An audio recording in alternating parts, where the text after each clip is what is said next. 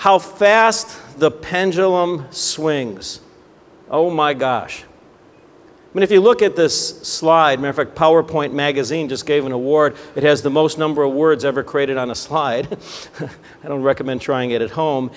If you come back to 2007, it was maybe the 5th year and arguably what was the best 5-year run in the history of our profession. How many experienced that good run from 2003 to 2007? It wasn't about growth. It was about people, people, people. And for many of us, it was our only limiting factor. Go to 2008 and this pendulum just swings ever so fast. We see these mass layoffs starting at the Big Four to the middle market nationals to the mega regionals. And all of a sudden we go from 2007 with no talent to 60,000 resumes sitting on the street. In a weird way, 2008, for a lot of us, it didn't hit, and 2008 was our best year ever in profit. And we had this paradox. We're coming off the best year ever, and we're talking about layoffs. How do we do that? How many of you felt the guilt going in just months after our best year and now talking about laying off people? We truly became order takers. I don't want to take anything away from us, but the phone was ringing at a record pace, and we could literally stay behind our desk and business would come. 2009, all the resumes on the street.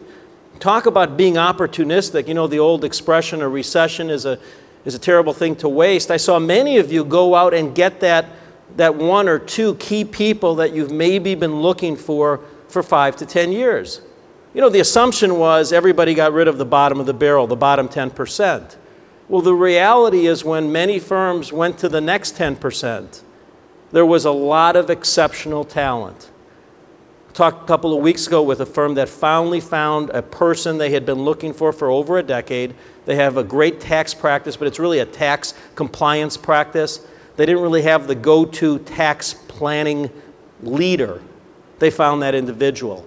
Another firm found a tax partner who could bring in business. If ever there's a time, it's right now to go into the market and shore up those holes. Sacred cows go home. I found many of us forced to make some incredibly tough decisions. The easiest was cutting costs, the non-human capital costs, all the things that went on. We were really good at that. After all, we're accountants. The second level was the bottom of the barrel staff, who we kept. They were okay, but they weren't great, and there probably wasn't much hope or much future for them. But for today, in a growth world, we need them. And I'll talk a little bit more about that in terms of where it's at today. And lastly, my biggest concern, and it may be one of the key themes of my discussion today, is have we gone full circle on this commodity thing?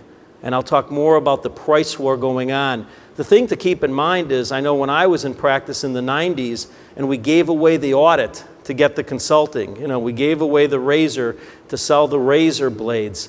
Today's world with Sarbanes-Oxley is a little bit different, at least on the public company side. We don't have that luxury anymore. 2010, I'll tell you about another pendulum that swung. This whole thing called employer of choice, best place to work. I don't know how many of you told me, that you wish you could come back as a staff accountant. You don't have to work the crazy hours, you get all this benefits, you get the massage, you have a cook at on site, you have all these wonderful perks, and you get paid a really good wage. Little different than many of us who joined the profession in the 70s and 80s. Very, very different. But as 2010 comes about, I'm not sure there's more rabbits in the hat. You see, in good times, we accumulate a lot of fat. We cut that. In good times, we carry underperforming staff. We got rid of them. But all of a sudden, the reality of 2010 sets in, and it may not be getting any better for some time. And the question, and I'll talk more about it, is what's the next rabbit we pull out of the hat?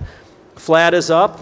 Yeah, most firms I'm talking to, heck, if you can stay 2-3 percentage points ahead of last year in terms of top line and ditto on the bottom line, you've had an exceptional year.